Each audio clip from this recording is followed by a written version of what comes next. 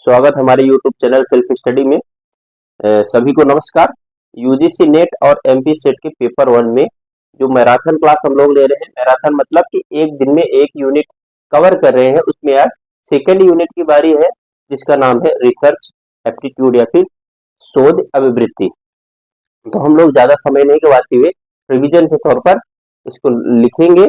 मतलब आप लोग क्या करेंगे, नोट्स आपने कल से तैयार कर लिया है तो नोट्स में आप लिखते जाइए। 2-3 पेज में हम लोग पूरा कवर करेंगे। सिस्टमेटिक आप थोड़ा थोड़ा पॉइंट कोट करके लिख सकते हैं, ठीक है। तो हम लोग आज दूसरी यूनिट को चर्चा करेंगे, ठीक है ना। Research aptitude. अब रिसर्च एप्टीट्यूड में रिसर्च क्या होता है, इसका मतलब आप लोगों को मालूम होना चाहिए। तो रिसर्च का मतलब सिंपल सा होता है, बहुत साधारण शब्दों में हम ये कहें कि कोई भी अगर चीज है, कोई भी अगर एक्सपेरिमेंट है, कोई भी अगर वस्तु है, तो उसको हम लोग क्या करना, उसके बारे में नया कुछ पता लगाना। मतलब to gain the new knowledge of any things.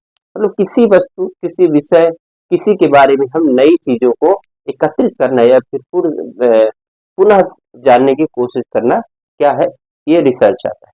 अब रिसर्च में क्या होता है, इसमें कुछ रूल्स फॉलो करने पड़ते हैं, कुछ रेगुलेशन फॉलो करने पड़ते हैं और कुछ नियम फॉलो करने पड़ते हैं। वैज्ञानिक नियम हो गए, अ, और कुछ बहुत सारे एक्सपेरिमेंटल नियम हो गए। तो उनको फॉलो करते हुए जो काम किया जाता है, जिससे हम नई जानकारी एकत्रित कर पाए, उसको हम रिसर्च कहते हैं, ठीक है ना। रिसर्च, कोई भी चीज अगर की हुई है, उसमें फिर से रिसर्च करना, नया चीज एडिशन करना ही रिसर्च कहलाता है, ठीक है। तो रिसर्च एप्टीट्यूड पढ़ने का हम लोग को इस टॉपिक में बहुत सारे मिलेंगे, बहुत सारी चीजें मिलेगी, क्या क्या हमको पढ़ना है। तो सबसे पहला हम लोग इसमें चालू करेंगे कि रिसर्च आखिर इसका ऑब्जेक्टिव क्या है। मतलब रिसर्च करने का ऑब्जेक्टिव क्या होता है, उद्देश्य क्या होता है। तो हम सब लोगों को बहुत अच्छे से मालूम है। तो पहला हेडिंग आप डालेंगे, ऑब्जेक्टिव ऑफ रिसर्च, ठीक। अब इसमें हम केवल ऐसे चर्चा करेंगे, मैं मेन पॉइंट की इस बोर्ड में लिख दूंगा, और जो शब्द मैं बोलूंगा एक शब्द आप उसमें नोट कर लेंगे। इस तरह आप शॉर्ट नोट बनेगी आपकी, ठीक है ना। ये क्लास में पहले ही बता दूं, जो लोग पहली बार देखे वो या फिर बाद में रिवीजन जो कर रहे हैं, उनके लिए बहुत फायदेमंद है। जो लोग पहली बार देख रहे हैं, इसको आप देख लेंगे ना, उसके बाद आप कोई बुक पढ़ेंगे, बहुत आसानी से समझ में आने वाला है, बहुत सारी चीजें कंप्लीट होने वाली है, ठीक है। तो सबसे पहला, ऑब्जेक्टिव ऑफ रिसर्च क्या है, आपके हिसाब से बताइए क्या क्या हो सकता है। आपके दिमाग में क्या क्या हो सकता है, मतलब आ रहा है कि क्या क्या उद्देश्य हो सकता है रिसर्च का।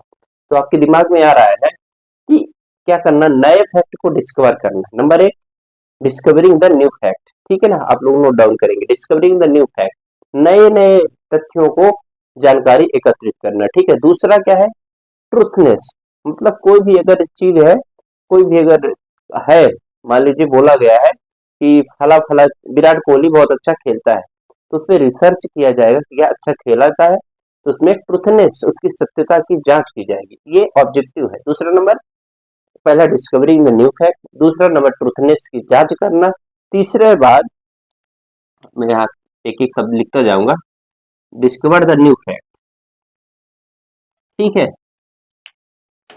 न्यू फैक्ट एक, दूसरा यहाँ पर क्या हुआ, ट्रूथनेस, ट्रूथनेस की जानकारी होती है। तीसरा ऑब्जेक्टिव क्या होता है रिसर्च का, इसमें काज and effect. Cause and effect मतलब आप समझ लो रहे होंगे, कार्य और कारण का सिद्धांत। कोई वस्तु अगर इस संसार में है, कोई भी काम अगर हो रहा है, कोई मान लीजिए कोई व्यक्ति, मान लीजिए क्रिमिनल ही, तो उसके पीछे कुछ ना कुछ कारण है। कोई व्यक्ति ईमानदार है, उसके पीछे कुछ ना कुछ कारण। जितने भी इस संसार में वस्तुएं हैं, जितने भी इस संसार में घटनाएं हैं, तो ये काज एंड इफेक्ट मेथड से चलती है। कुछ ना कुछ कारण होगा तभी ये घटित हो रही है, ठीक है ना। कोई चोर है, वो चोरी कर रहा है, तो कुछ ना कुछ कारण है चोरी करने के पीछे। तो काज एंड इफेक्ट को क्या करना, ये एनालिसिस कहते हैं। कौन, रिसर्च। चौथे नंबर की अगर हम बात करें, तो और ऑब्जेक्टिव इसमें क्या हो सकते हैं। तो हम सब जानते हैं कि एक व्यवहारिक ज्ञान होता है, एक साइंटिफिक ज्ञान होता है। तो scientific, scientific and non scientific, knowledge को क्या करना, इनहेंस करना, मतलब बढ़ाना। रिसर्च के माध्यम से क्या होता है, साइंटिफिक और नॉन साइंटिफिक नॉलेज को या फिर प्रिंसिपल को क्या करना, उनका डेवलपमेंट करना, उनका इनहेंस करना, बढ़ाना, ये हमारा ऑब्जेक्टिव होता है रिसर्च का। पांचवा, अगर रिसर्च की अगर हम बात करें, क्या क्या ऑब्जेक्टिव हो सकते हैं, बहुत सारे ऑब्जेक्टिव होते हैं, लेकिन मैंने बहुत ही लिमिटेड और बहुत ही सही जो सटीक चीजें हैं उनको मैं उठा के लाया हूँ। इसमें वेरिफिकेशन, वेरिफिकेशन किसका वेरिफिकेशन, जो डाटा है, ठीक है, जो फैक्ट है, जो जानकारी है, उसका वेरिफिकेशन किसमें होगा, ये रिसर्च के माध्यम से होता है। तो ये आप 5 पॉइंट नोट डाउन कर लेंगे, उसके अलावा जितने भी आपको मिलेंगे ऑब्जेक्टिव, वो आप अपने हिसाब से कर सकते हैं, ठीक है ना। ये तो ऑब्जेक्टिव ऑफ रिसर्च की हम लोगों ने बात कर लिया। अब ऑब्जेक्टिव ऑफ रिसर्च के बाद अगला टॉपिक की हम चर्चा करेंगे, जिसका हम बोलेंगे कि आखिर रिसर्च है तो रिसर्च की कुछ ना कुछ विशेषताएं होंगी, उसका कैरेक्टरिस्टिक्स होगा कि क्यों किया जाता है, मतलब क्या क्या उसमें ऐसा होता है जिसके वजह से रिसर्च इतना पॉपुलर, रिसर्च इतना फॉलो किया जाता है, ठीक है ना। तो अगला पॉइंट हम लोग क्या करेंगे, कैरेक्टरिस्टिक्स ऑफ रिसर्च, ठीक है। हिंदी में आप विशेषताएं समझ लीजिए, ठीक है ना। यहाँ पर आप उद्देश्य समझ लीजिएगा। अब नंबर एक, कैरेक्टरिस्टिक्स में क्या हो सकते हैं, अब आप खुद आप अपने दिमाग से लगाइए। आप जब ऑब्जेक्टिव देखेंगे ना, ऐसे ही आप उससे रिलेट करके इसकी विशेषताओं में भी आ सकते हैं। मैंने पहले बोला था कि ट्रूथनेस, सत्यता की जांच करना। ट्रूथनेस की जांच अब कैसे होगी, नंबर वन, ये इसमें अगर हम पहले बात करें कि इसकी विशेषताएं क्या होती है, तो इथिकल, कोई भी रिसर्च बिना इथिक्स के चल नहीं सकती। इथिक्स दैट मीन्स कि एक सेट ऑफ रूल्स होगा, एक रेगुलेशन होगा, एक लॉजिक होगा, उसके बिना नहीं चल पाएंगे। अगर हमको मान लीजिए एग्जांपल के तौर पर मुझे क्रिकेट में रिसर्च करना है कि भाई स्पिन बॉलिंग कैसे होती है, स्पिन का कोण कितना होता है, कैसे पकड़ते हैं तो वो स्पिन होती है बॉल, तो हमको क्या करना पड़ेगा, इथिकल होना पड़ेगा। इथिकल होना दैट मीन्स हमको ईमानदारी से अपना काम करना पड़ेगा। ईमानदारी से काम करने पर किसी स्पिनर के पास जाना होगा और उससे रियलिटी में जाके देखना होगा कि किस तरह से स्पिन कराता है। स्पिन जब कराता है तो वो उससे हम पूछेंगे कि भाई इसका, अगर मान लीजिए बॉल है, उस सीम के इधर पकड़ना है, कैसे उसमें उंगली रखना है, किस साइड उसको सरफेस को रब करना है, किस साइड उसको चिकना करना है, तो ये उसके रूल्स और रेगुलेशन इथिकल हुए, ठीक है ना। तो उसको सही मायने से हम अगर जाएंगे, सही मोटिव से जाएंगे और सही पद्धति से जाएंगे, तभी हम रिसर्च कर पाएंगे और उस रिसर्च सफल होगा। तो इथिकल का मतलब आप समझ लीजिए यहाँ पर रूल्स, ठीक।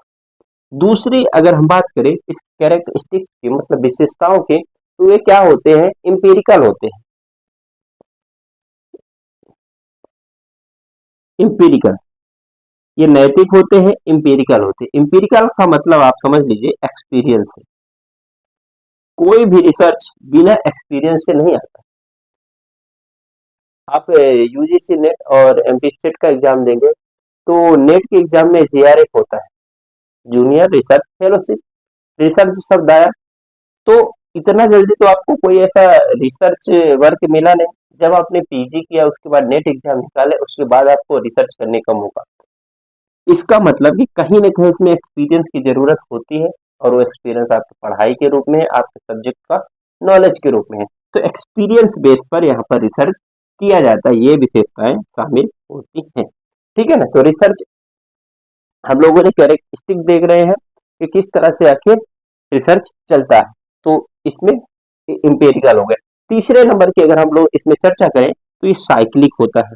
अब साइक्लिक का ये सीधा मतलब होता है, किसी साइक्लिक मतलब ये एक बार कोई प्लान किया जाता है, जैसे प्लान प्लान होता है, एग्जीक्यूशन होता है, फिर प्लान फेल हो सकता है, और फिर मतलब इसमें साइक्लिक मतलब एक स्टेप डिसाइड रहते हैं कि सबसे पहले हमको ऑब्जर्वेशन करना है, सबसे पहले हमको देखना है, डाटा कलेक्ट करना है, तो ये एक साइकिल में चलता है, ठीक है ना। आप लोग ये समझिए। फिर उसके बाद अगर हम चौथी विशेषता की बात करें, तो चौथी विशेषता के रूप में आएंगे। अब बहुत सारी इसकी विशेषताएं, मैं एकदम मेन पॉइंट चीजें लेके आ रहा हूँ। लॉजिकल, लॉजिकल से भी आप समझिए कि कोई रिसर्च ऐसा नहीं किया जाता जिसमें लॉजिक नहीं हो, कि हम उठाए और चल दिए, नहीं, ऐसा नहीं, लॉजिकल होते हैं। 5वें नंबर की अगर बात करें, एनालिटिकल, इसका मतलब इसमें विश्लेषण होता है, चीजों को एक एक बकिया उधेड़ना, जिसको बोलते हैं बकिया उधेड़ना, मतलब एक एक खाल के बाल निकालना जिसको बोलते हैं, ये रिसर्च में होता है। विश्लेषण किया जाता है कि ऐसा करेंगे तो ऐसा होगा, नहीं ऐसा करेंगे तो ऐसा, इसका क्या रिजल्ट होगा, ये सब इसमें विशेषताएं हैं।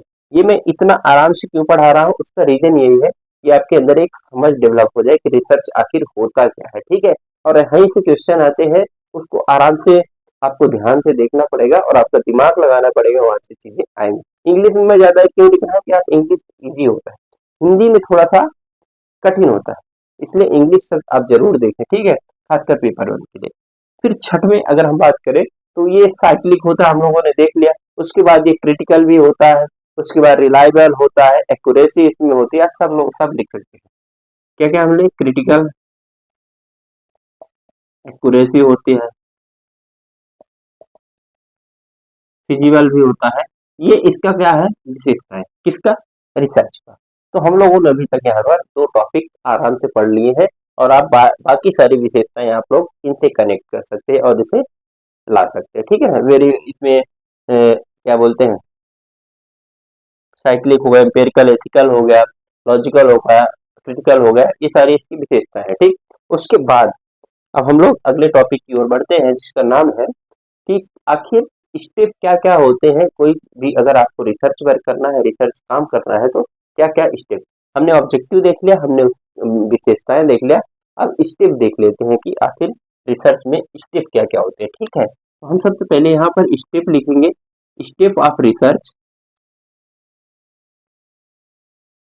अब स्टेप ऑफ रिसर्च यहाँ देखें, उसके बाद लगभग 9 से 10 स्टेप्स है, उनको आप बढ़िया से यहाँ पर नोट डाउन करेंगे और उन स्टेप के हिसाब से आपको रिसर्च समझ में आता जाएगा कि आखिर क्या क्या करते हैं। जैसे सिंपल सा एक रिसर्च, रिसर्च की जगह हम लोग क्या करेंगे, एक एग्जाम्पल के तौर पे लेते हैं कि हमको क्या क्या करना है, ठीक है ना। तो सबसे पहले मान लीजिए आपको एक रिसर्च करना है, मैं क्रिकेट में ही बोलूंगा क्योंकि क्रिकेट से थोड़ा जुड़े हुए हैं तो ज्यादा मजा आता है, ठीक है ना। तो रिसर्च मान लीजिए आपको करना है कि विराट कोहली की बैटिंग या फिर विराट कोहली की कवर ड्राइव, ठीक है ना।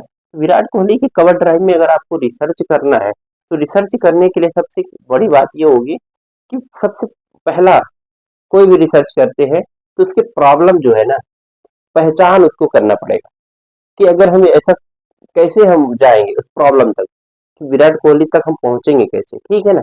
तो सबसे पहले होती है समस्या की पहचान करना, ठीक है ना।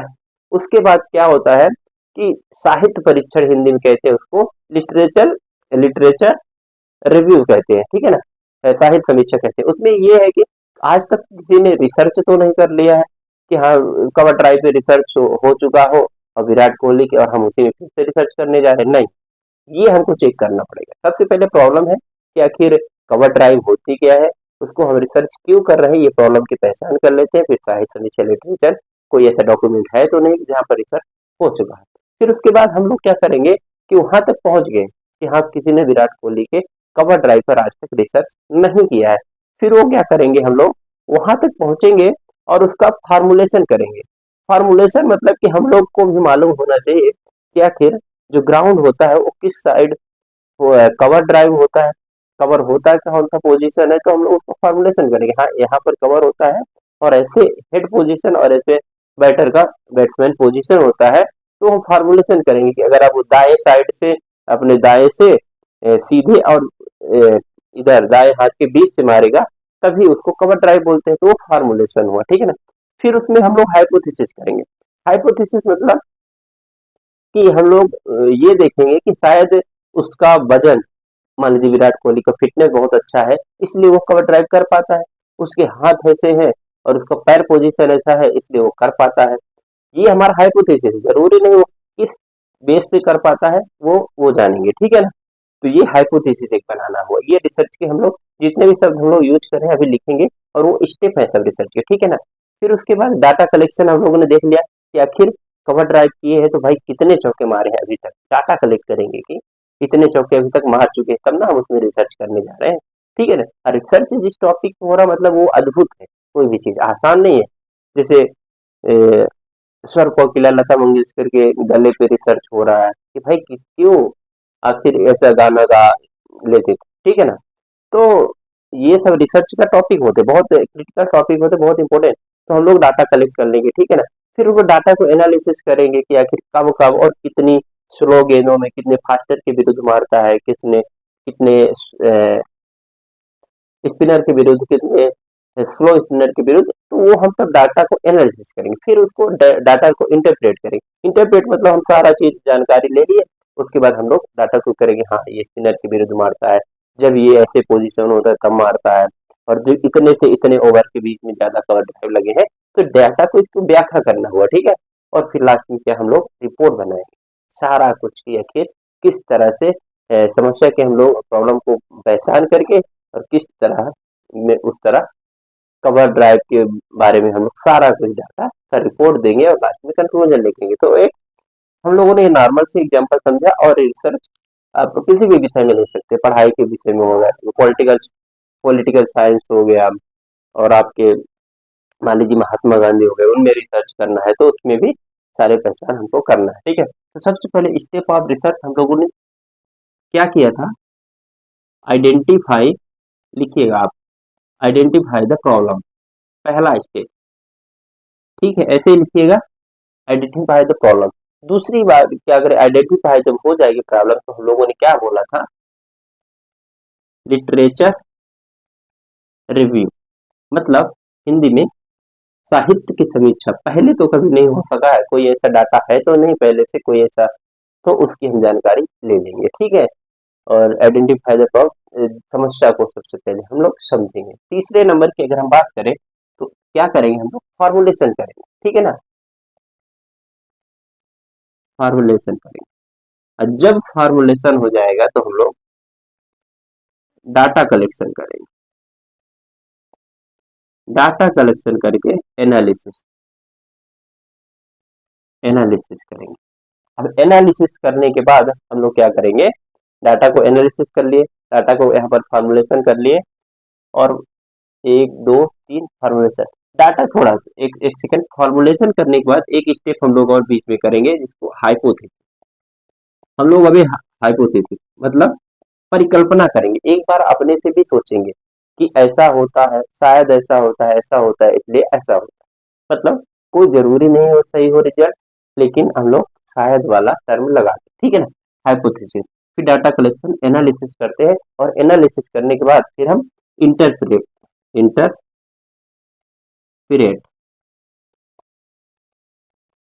इंटरप्रेट करते हैं, इंटरप्रिटेशन, सॉरी इंटरप्रिटेशन मतलब डाटा को विश्लेषण करते हैं, अलग अलग व्याख्या करते हैं, फिर उसके बाद हम लोग रिपोर्ट बनाते हैं, फिर ये है कंक्लूजन। ये हमारा क्या हो गया, स्टेप ऑफ रिसर्च। ये बहुत इंपॉर्टेंट है, आप लोग इसको बढ़िया एकदम आराम से इसको नोट डाउन कर लीजिए, या फिर आप स्क्रीनशॉट ले सकते हैं। मैं एक सेकंड के लिए साइड हो जाता हूँ। आई थिंक आप लोग इसका स्टेप ऑफ रिसर्च समझ गए होंगे। ठीक है ना। अब स्टेप ऑफ रिसर्च के बाद हम लोग अगले अपने टॉपिक की ओर आते हैं, जिसको हम लोग देखेंगे कि हम लोगों ने रिसर्च का ऑब्जेक्टिव भी देख लिया, उसकी कैरेक्टरिस्टिक देख लिया, और किस कौन कौन से स्टेप अपनाए जाते हैं उसको भी देख लिए हैं। उसके बाद हम लोग देखेंगे कि यहाँ पर टाइप ऑफ रिसर्च, बहुत तरह के यहाँ पर रिसर्च होते हैं, एजुकेशनल रिसर्च होते हैं, हिस्टोरिकल रिसर्च होते हैं, इंडक्टिव होते हैं, डिडक्टिव होते हैं। तो हम लोग रिसर्च के यहाँ पर टाइप की बात कर लेंगे, और हम लोग इस टाइप में एक ही जगह हम लोग लगभग जितने भी टाइप है, लगभग 12 13 14 15 जितने भी हैं सब सबको लिख लेंगे। और सबसे इम्पोर्टेंट ये है उनका मीनिंग समझना, और मीनिंग हम लोग समझेंगे जितने हो, मतलब जल्दी जल्दी हम लोग कोशिश करेंगे समझने की। नहीं तो आप लोग लिख जरूर लीजिएगा एकदम सभी मतलब क्या क्या टाइप। ठीक है, टाइप्स। ठीक है ना।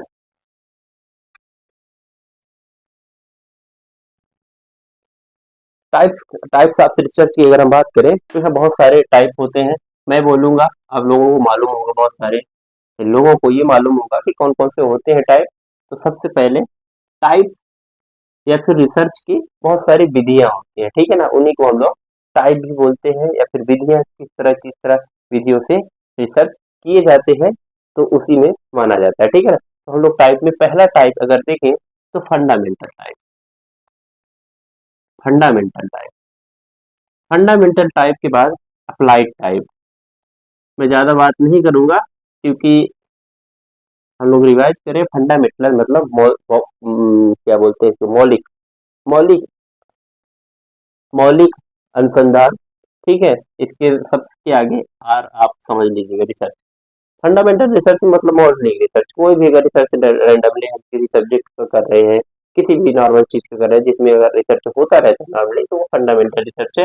अप्लाइड रिसर्च में किसी स्पेसिफिक सब्जेक्ट में रिसर्च करना, ये आपका अप्लाइड रिसर्च कहलाता है, ठीक है ना। फिर एक आता है एक्शन रिसर्च। एक्शन रिसर्च आप समझिएगा। एक्शन ऐसे रिसर्च को कहा जाता है, जैसे मान लीजिए हॉस्पिटल हुआ, स्कूल हुआ, ठीक है ना। इस तरह के कामों का रिसर्च करना, जिसमें तुरंत आपको रिसर्च करना होता है, क्योंकि उससे काम बिगड़ जाएगा, ठीक है ना। इसलिए जैसे कोविड कोविड के टाइम में क्या हुआ, रिसर्च हमको करना पड़ा कि वैक्सीन के लिए, ठीक है ना, वैक्सीन के लिए रिसर्च करना पड़ा। उसके बाद हम लोगों ने बनाया भी, और हम लोगों ने यूज भी किया। वो एक्शन रिसर्च के अंतर्गत आता है, ठीक है।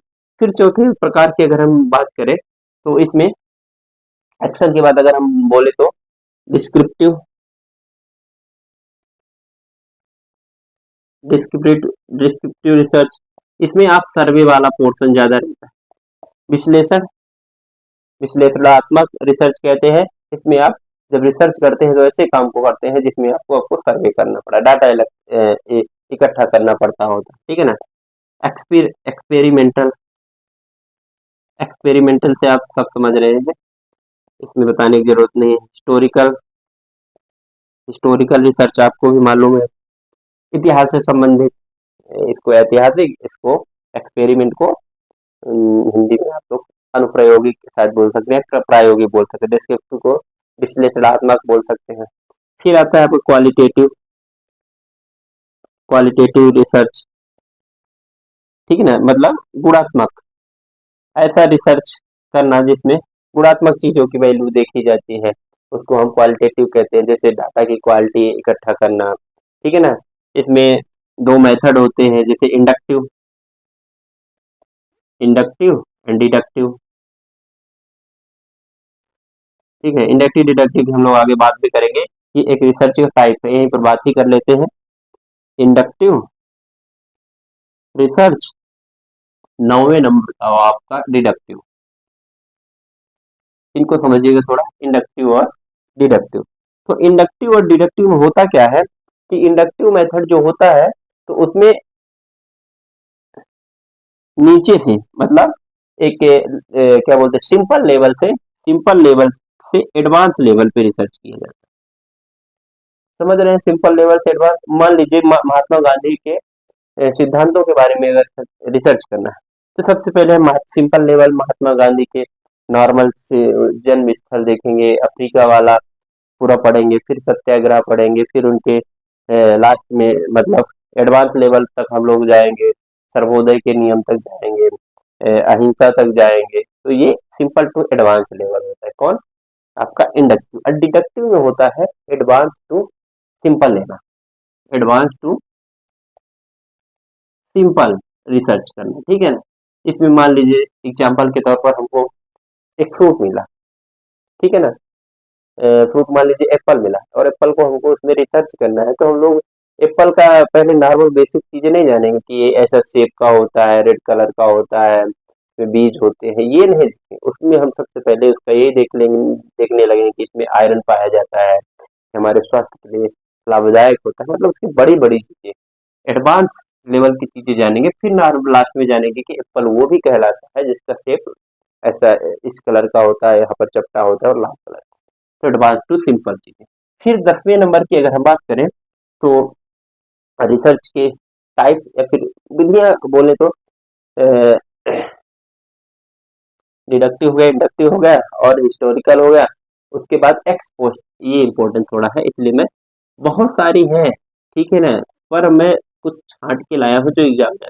एक्स पोस्ट फैक्टो, इसका मतलब कि अगर किसी उसमें इंसिडेंट हो चुका है उसके बाद रिसर्च करना, ठीक,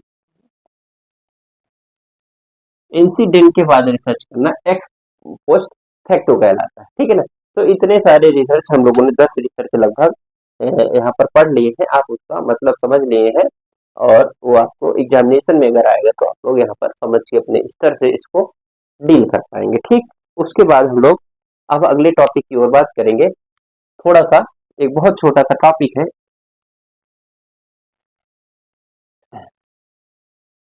छोटा सा टॉपिक कौन सा है, रिसर्च एथिक्स। मतलब एथिक्स मतलब रिसर्च में नैतिकता। रिसर्च में नैतिकता का कितना योगदान होता है ये आप सबको मालूम है, और रिसर्च बस में नहीं, हमारे जीवन में भी नैतिकता का बहुत बड़ा योगदान है। अगर कोई व्यक्ति नैतिक है तभी सारी चीजें अच्छी चलेंगी, ठीक है ना। उसके साथ भी अच्छा बिहेवियर अगर होने वाला है तो उसकी नैतिकता के दम पर ही होने, और कोई अगर अच्छा बिहेवियर कर रहा है वो भी नैतिकता के बल पर करता है। तो नैतिकता मतलब आराम से आप यही एक सिंपल व्यक्ति होना, कोई गलत काम ना करना, ऑनेस्टी होना और एक मोरल वैल्यूज होना उसके अंदर, ये नैतिकता कहलाता है। अब रिसर्च में अनैतिकता का मतलब क्या होता है, इसको एक टर्म कहते हैं रिसर्च एथिक्स। रिसर्च एथिक्स का क्या इम्पोर्टेंट है, तो ये मैं बताता हूँ। रिसर्च एथिक्स के द्वारा इसमें राइट एंड रॉन्ग की वैल्यू पता चलती है। रिसर्च एथिक्स ही हमको बताता है कि अगर हम रिसर्च कर रहे हैं तो ये सही है कि नहीं, जिस टॉपिक के पे कर रहे हैं, ठीक है ना। ये आप सब लोग को मालूम है। इसका राइट एंड रॉन्ग की पता तो हम लोग को लग ही गया, गुड एंड बैड का पता चलता है, इससे नैतिकता के द्वारा ही पता चलेगा ना। तो नैतिकता और कहाँ काम आता है, डाटा कलेक्शन। कोई अगर आप रिसर्च कर रहे हो पर डाटा कलेक्शन है तो आपके अंदर नैतिकता होना चाहिए, ईमानदारी होनी चाहिए, जिसके माध्यम से आप रिसर्च करेंगे। डाटा कहीं पता चले आप रिसर्च कुछ और कर रहे हैं और डाटा कुछ ज्यादा ज्यादा नहीं, वो ऑनेस्टी से डाटा को शो करना पड़ेगा तभी रिसर्च सक्सेस। तो इथिक्स का यहाँ पर हम लोग को मतलब समझ लेना है कि इथिक्स एक ऐसे प्रोसेस है या फिर जिसमें सब कुछ क्या रहता है, एक हमारी ओरिजिनल जो वैल्यूज होती हैं उनको प्रदर्शित करता है, जिसके माध्यम से हम करते हैं और हम लोग को वो सही डायरेक्शन में ले जाता है, सही गलत का फर्क समझाता है, वो इथिक्स है।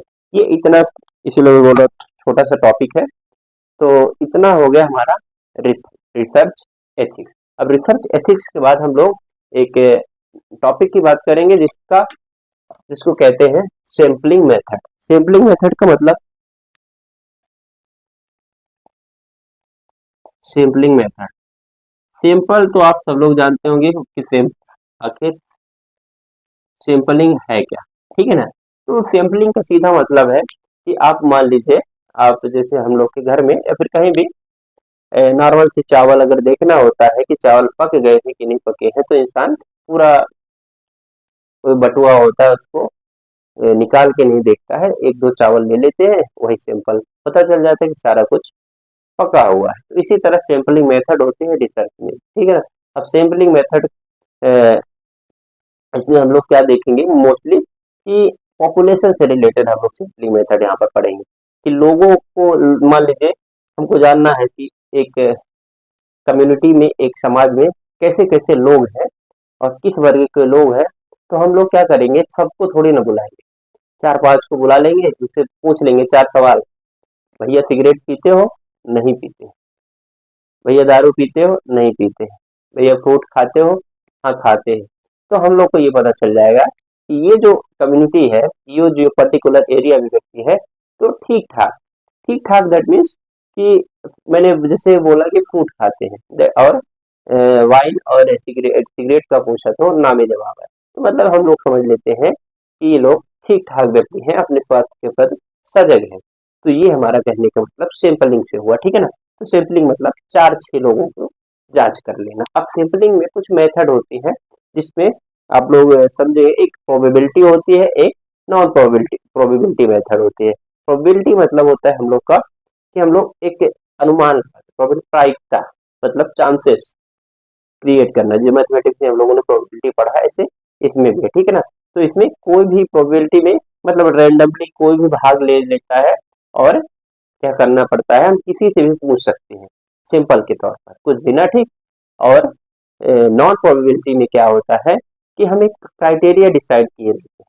जैसे एग्जांपल के तौर पर प्रोबेबिलिटी मेथड में हम मान लीजिए क्लासरूम में है, तो किसी भी बच्चे को हमने उठा के कुछ भी पूछ लिया नॉर्मल कि तुम्हारे घर में कितने लोग हैं, तुम्हारे घर में कौन कौन रहता है, ठीक है। और वही नॉन प्रोबेबिलिटी मेथड में ये होता है कि हम लोग ये डिसाइड मान लीजिए करेंगे कि एक ऐसा लड़का अपने बारे में बताओ जो जिसके पापा 10 लाख रुपए पर महीने से ज्यादा कमाते हैं। अब क्लासरूम में 4-5 बच्चे हो, तो उनमें से 2-4 जो भी है वो खड़े होकर जवाब देंगे। ये नॉन प्रोबेबिलिटी मेथड है, इसमें हम क्राइटेरिया डिसाइड करते हैं, प्रोबेबिलिटी में नहीं करते। तो हम लोग इसको लिख लेते हैं। सैम्पलिंग मेथड कितने प्रकार के होते हैं? 2, ठीक है ना। प्रोबेबिलिटी, इसमें नॉन प्रोबेबिलिटी, ठीक। अब नॉन प्रोबेबिलिटी में क्या होता है? रैंडम। रैंडम हम किसी को उठा लेते हैं, इसमें क्या करते हैं, क्राइटेरिया एक सेट कर देते हैं। समझ में आया ना? ठीक। अब इनके भी वो प्रकार होते हैं, वो बहुत इंपॉर्टेंट है। 4 प्रकार होते हैं, उनको हम लोग आराम से समझने की कोशिश करेंगे, ठीक। तो हम लोग पहले लिख देते हैं, ठीक है ना। तो सबसे पहले प्रोबेबिलिटी सैंपलिंग में हम लोग सबसे पहले क्या देखेंगे, एक सिंपल रैंडम होता है, दूसरा क्लस्टर होता है, तीसरा स्ट्रेटिफाइड होता है और चौथा सिस्टमैटिक होता है। तो सबसे पहले हम लोग सिंपल, ये हम लोग पहले वाले की बात कर रहे हैं, रैंडम, ठीक है। दूसरा हम लोग क्या देखते हैं, इसमें क्लस्टर, तीसरा नंबर क्या है, सिस्टमेटिकल, सिस्टमेटिक, और चौथा नंबर होता है स्ट्रेटिफाइड। ये हम लोग इसके टाइप देख लें। आप यहाँ पर थोड़ा सा स्पेस छोड़ देंगे, जो मैं बोलूंगा उसको आप लोग बाद में नोट करें। इसके पहले हम लोग इधर भी चारों जो होते हैं नॉन प्रोबेबिलिटी सैंपलिंग मेथड में, उनको हम लोग नोट डाल, ये पहली बार हम लोग पढ़ रहे हैं इसलिए थोड़ा सा कठिन लगेगा, बट ये पढ़ेंगे और समझेंगे ना तो अब बहुत आसान हो जाएगा। नॉर्मल से ही क्वेश्चन आते हैं, इनमें कौन सा नहीं है या फिर कौन सा है, तो आपको जब जानते रहेंगे तो आराम से यहाँ पर कर पाएंगे, ठीक है। तो हम लोग 4 इसमें कौन कौन से हैं, इसमें हमारा आता है कन्वीनियंस, फिर जजमेंटल आता है, फिर उसके बाद कोटा सैंपलिंग आती है और लास्ट में आपको स्नोबॉल। तो कन्वीनियंस, दूसरा जजमेंटल, तीसरे नंबर का आपका है कोटा और स्नोबॉल। बहुत ध्यानपूर्वक आप लोग बहुत प्रेम से इसको समझने की कोशिश करिएगा, क्योंकि ये इंपॉर्टेंट टॉपिक है सैंपलिंग, ठीक है ना। तो सिंपल रैंडम में हम लोगों ने क्या बोला यहाँ पर, रैंडम किसी को भी उठा लेते हैं। जैसे एग्जाम्पल के तौर पर हम लोग देखेंगे, क्लास में से हम लोग बोल दें किसी को, ऐसे मतलब क्लास में कितने बच्चे हैं या फिर क्लास में कितने एज ग्रुप के बच्चे हैं, ठीक है ना। तो ये नॉर्मल क्या हुआ, क्लासरूम स्टूडेंट। ये क्या हुआ, सिंपल रैंडम, या फिर एक सिंपल रैंडम हुआ कि क्लासरूम में कितने हैं, पता चल गया कि हाँ इतने हैं। ये वहां से हमने सैंपल ले लिया, तो हम लोगों ने अनुमान लगा लिया एक क्लास में लगभग कितने हैं। एक विद्यालय में हम लोगों को पता करना है कितने बच्चे हैं, एक क्लास को सिंपल मान लिया 50 बच्चे हैं, तो अगर 12 तक है तो पूरा इंटू कर लेंगे, समझ में आ जाएगा, ठीक। क्लस्टर में क्या होता है, क्लस्टर मीन्स आप समझिए कि छोटे छोटे हिस्सों में या फिर ग्रुप में डिवाइड किया जाता है, ठीक है ना, डिवाइड कर दिए, ठीक है। ग्रुप है एक, तीन, तीन बच्चों का ग्रुप डिवाइड कर दिए, और वहां से हम लोग सैंपलिंग लेना शुरू करते हैं। सैंपलिंग मतलब कि इन इन लोगों से 3 लोगों से पूछ लेंगे, कि भाई तुम्हारा कौन कौन से सब्जेक्ट में पढ़ने का मन करता है, इनसे भी पूछ लेंगे। तो जो ये लोग बताएंगे हमारा साइंस का मन करता है, हमारा साइंस का मन करता है, हमारा मैथ का मन करता है, तो एक साथ क्या है, कई जगह हमारा काम चलता रहेगा और सैंपलिंग लेने पे आसानी रहेगी। और यहाँ से पता भी चलेगा कि एक बड़े ग्रुप को जानना आसान नहीं होता। क्या मान लीजिए पूरे क्लास में पूछ ले किसको क्या पसंद है, कौन सा सब्जेक्ट पसंद है, तो चार बच्चे बोलेंगे साइंस, तेज से बोल दिए, और जो बाकी बचे हैं क्या पता उनको नहीं पसंद हो, फिर भी वो माने जाए। तो इसलिए छोटे छोटे ग्रुप डिवाइड करके हम लोग सैंपलिंग लेते हैं। ठीक, ये क्लस्टर हुआ।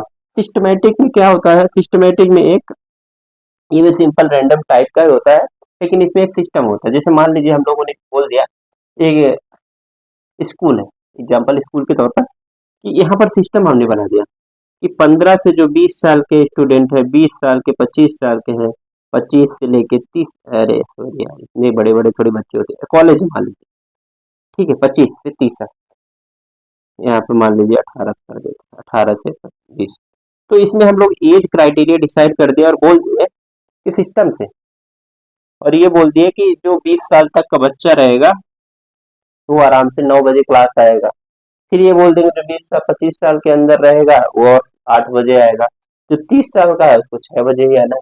तो एक रेगुलर इंटरवल में हम लोग एक सिस्टम डिवाइड कर देते हैं, ठीक है ना। तो ये सिस्टमेटिक हम लोग सैंपलिंग लेना है। और जैसे एग्जांपल सैंपल के तौर पर हम लोग ये देख लिए, एक क्लासरूम बैठे हुए, ठीक है ना, 40 बच्चे हैं, तो हम लोग क्या करेंगे, अगर हमको एक बच्चा सेलेक्ट करना है कि हमको कहीं ले जाना है, मान लीजिए साइंस एग्जीबिशन में ले जाना है, तो हम लोग क्या बोलेंगे कि भेदभाव ना हो, इससे अच्छा क्या है कि हर 10वां बच्चा जो जो बैठा हो वो उठ के आ जाए और वो लोग सेलेक्ट हो गए। तो ये हमारा सिस्टमेटिक, ये नहीं होगा कि 10वां है फिर 12वें को हम ले लेंगे, नहीं, 10वां ही बच्चा आएगा। तो इस तरह हम लोगों ने 4 बच्चे ले लिए। इस तरह स्ट्रेटिफाइड, स्ट्रेटिफाइड सैंपलिंग, ये भी इसमें भी छोटा छोटा मतलब ग्रुप बांट दिया जाता है, और इसमें भी क्या किया जाता है कि छोटे छोटे ग्रुप में और उनके कुछ क्वालिटी इसमें, जैसे जैसे इसमें जेंडर बेसिस पे कर दिया जाता है, एज बेसिस पे कर दिया जाता है डिवाइडेशन। जैसे स्ट्रेटिफाइड सैंपल में हमको क्या करना है, एक क्लासरूम है, तो ऐसे हम लोग ये ले लेंगे कि 20 फीमेल कैंडिडेट आ जाओ, उनको क्या करना है, कहीं घूमने जाना है। तो ऐसे ऐसे ऐसे बॉय मतलब कैंडिडेट आ जाओ जिनकी एज 16 साल है, ऐसे फीमेल कैंडिडेट आ जाओ जो जिनकी हाइट मान लीजिए 150 सेंटीमीटर। तो इस तरह स्ट्रेटिफाइड कर दिया जाएगा डाटा को, और एक पर्टिकुलर क्वालिटीज को इंक्लूड कर दिया जाएगा, उस स्ट्रेटिफाइड सैंपलिंग का तरीका। ये हम क्यों कर रहे हैं, अपनी आसानी के लिए, ठीक है ना। तो ये स्ट्रेटिफाइड सैंपलिंग, मुझे लगता है प्रोबेबिलिटी रैंडम सैंपलिंग में आपको समझ में आ गया कुछ लोग, ठीक है ना। उसके बाद फिर हम नॉन प्रोबेबिलिटी क्राइटेरिया में, तो कन्वीनियंस, कन्वीनियंस मतलब होता है आपका साधारण, ठीक है ना, कन्वीनियंस मतलब साधारण तरीके से यहाँ पर सैंपलिंग लेना आपका कन्वीनियंस कहलाता है। सुविधाजनक मतलब इसको क्या बोले, सुविधा के अनुसार,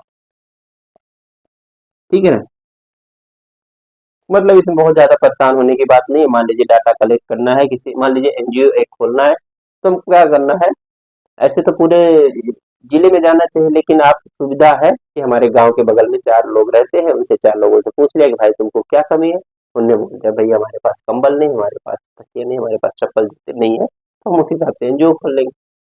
सुविधा के अनुसार हमने सैंपलिंग ले लिया और समझ गए मुद्दे को। जजमेंटल में क्वेश्चन, क्वेश्चन एराइज होता है, क्यों, ठीक है ना। मान लीजिए आपको इसमें जजमेंटल सैंपलिंग में ऐसा होता है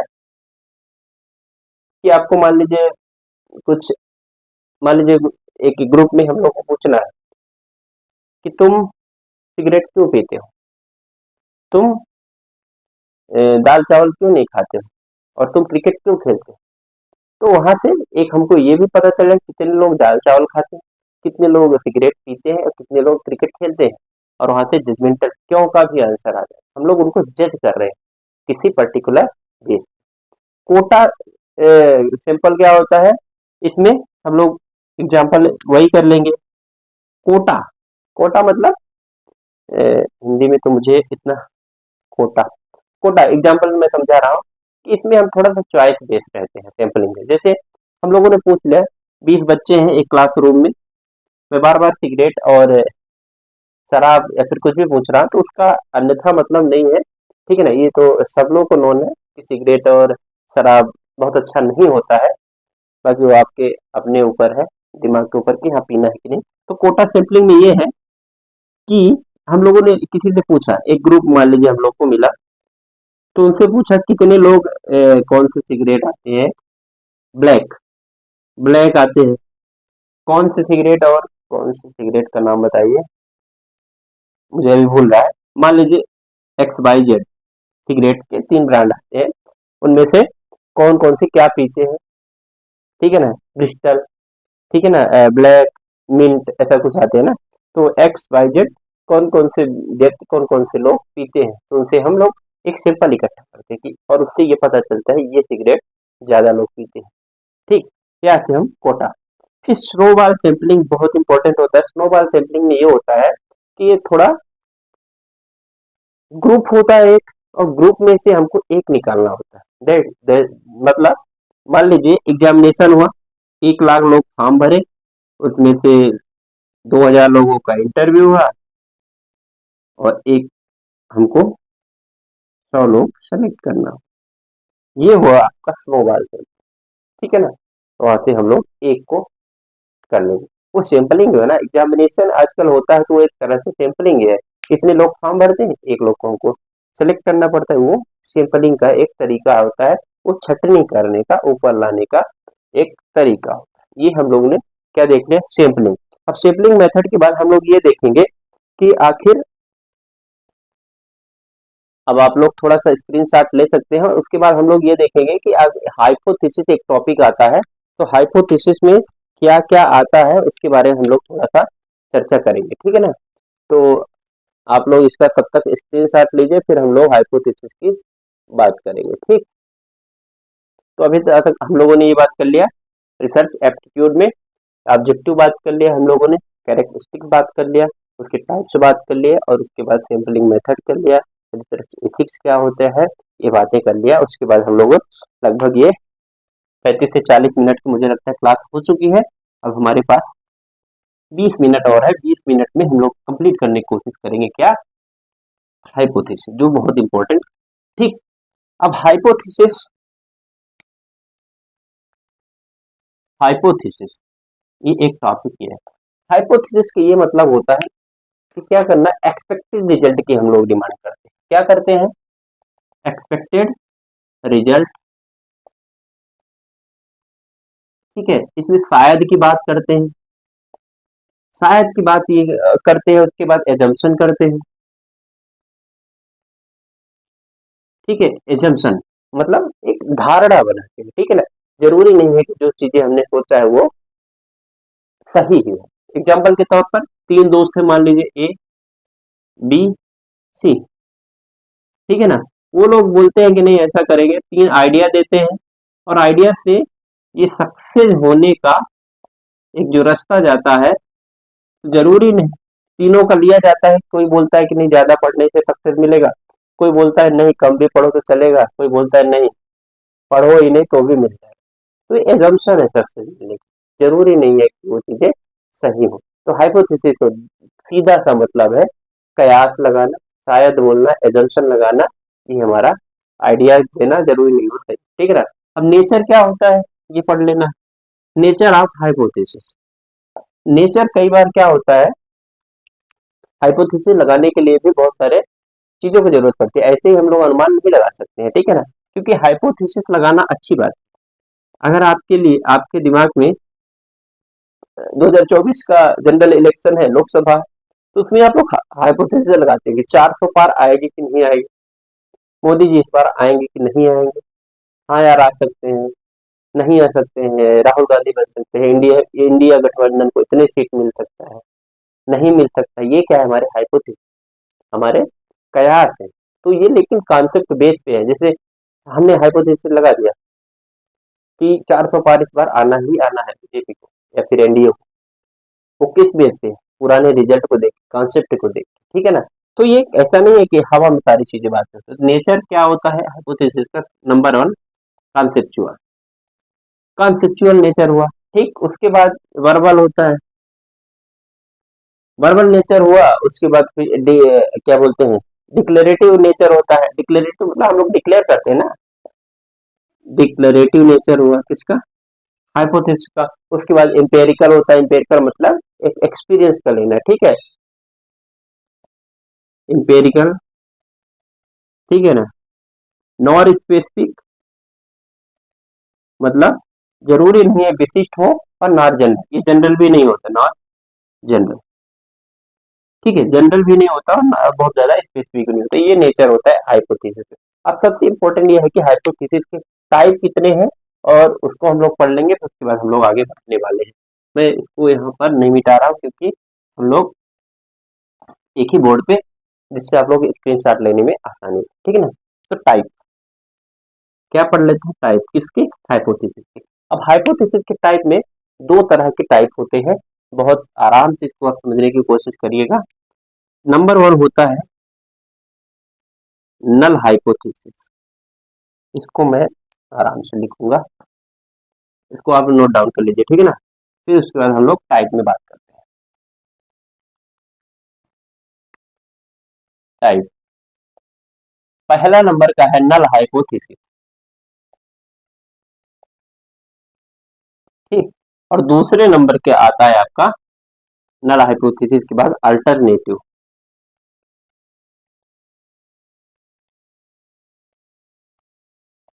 चार लाइन यहाँ, चार लाइन यहाँ आप छोड़िएगा, उसके बाद आप जो मैं कहता हूँ उसको नोट डाउन करने की कोशिश करिए।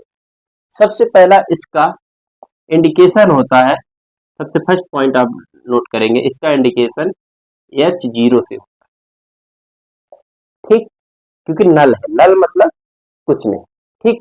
दूसरा नंबर हम मैं बोलता हूँ ये इक्विटी या फिर इक्विटी का बोध कराता है, ठीक, समझते जाइएगा। उसके बाद क्या होता है, इसमें दो वेरिएबल के बीच नो रिलेशन, नो रिलेशन, ठीक, ये हमारा नल हाइपोथेसिस, ठीक है, नल हाइपोथेसिस। अब आप समझिएगा कि मैं कहना क्या चाहता हूँ। उसके पहले मैं यहाँ पर तीन लाइनें लिख देता हूँ, उसके पहले हम यहाँ पर तीन लाइनें लिख देते हैं। इसको हम लोग H1 से डिसाइड करते हैं। इक्वलिटी का बोध नहीं होता, यहाँ पर डिफरेंस होता है, ठीक है। तो जब डिफरेंस होगा तो ग्रेटर देन या फिर लेस देन, इस सिंबल का यहाँ पर यूज करना बनता है।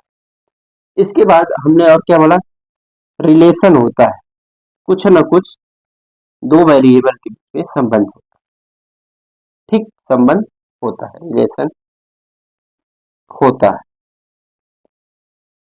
हाइपोथेसिस।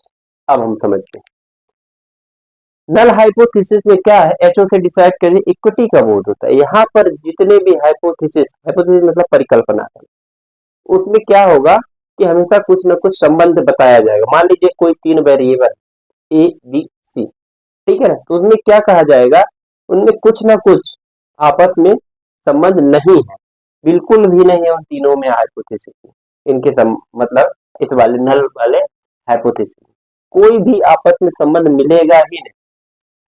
तीन मान लीजिए स्टूडेंट है, तो कोई किसी को जानते ही नहीं, किसी को कोई रिश्तेदार नहीं, ठीक है ना। और अल्टरनेटिव हाइपोथेसिस में ये होता है कि उसमें जो तीन वेरिएबल है मान लीजिए, या फिर दो वेरिएबल, तो किसी न किसी एक का संबंध आपस में होता है। एग्जाम्पल के तौर पर हम यहाँ पर दोनों का एक कॉमन एग्जाम्पल लेते हैं। एग्जाम्पल समझिएगा दोनों का। नल के लिए, नल के लिए हमने ये बोला कि बॉयज, इसी तरह लिखिए, बॉयज और गर्ल के सीखने के में कोई अंतर नहीं होता है। बॉयज और गर्ल के सीखने में कोई अंतर नहीं होता है। यहाँ पर समझने की कोशिश करिए, यहाँ पर हमने बोला था कोई रिलेशन नहीं होता है एक दूसरे का, और यहाँ पर क्या, हम यहाँ पर आप लोग ध्यान से देखेंगे और समझने की कोशिश करेंगे, तो यहाँ पर समानता का बोध हो रहा है कि नहीं, हाँ हो रहा है। सीखने में कोई अंतर नहीं होता, मतलब दोनों बराबर है, इसलिए नल नल हाइपोथेसिस है। और नल हाइपोथेसिस का कोई मतलब नहीं होता ज्यादातर, नल मतलब जीरो हाइपोथेसिस, जीरो हाइपोथेसिस हो रहा है ना, यहाँ कोई मतलब है क्या? नहीं भी बोल तो भी समझ में आता है कि हाँ सीखने में कोई अंतर नहीं होता। दूसरा एग्जाम्पल है अल्टरनेटिव। अल्टरनेटिव का एग्जाम्पल यहाँ है कि बॉयज और गर्ल के सीखने में अंतर होता है। अंतर होता है मतलब अब इसमें दो condition, greater than less than. Boys जल्दी सीखते हैं गर्ल से, गर्ल्स जल्दी सीखती है बॉयज से।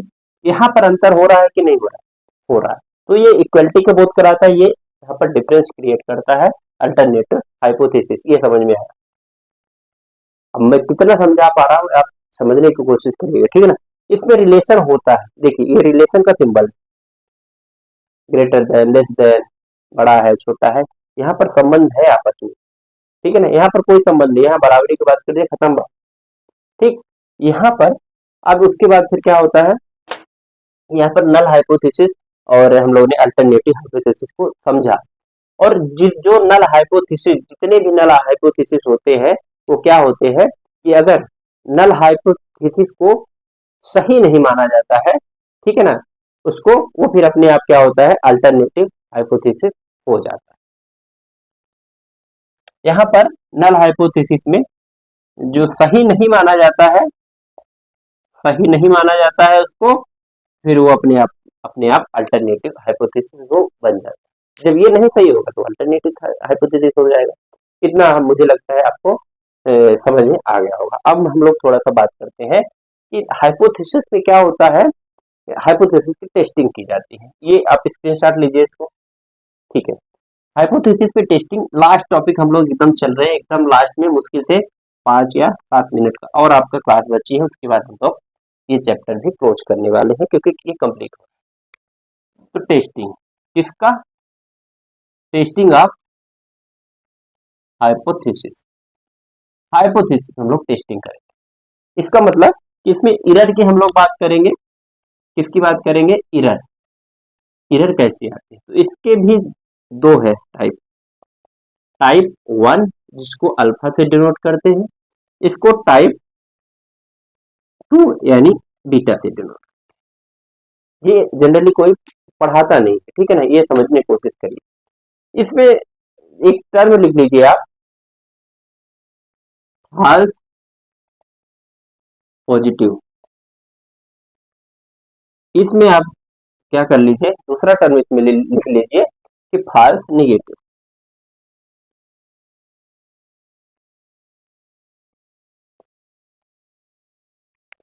टाइप 1 अल्फा से, टाइप बी बीटा से, कई बार ये एग्जाम्पल आते हैं।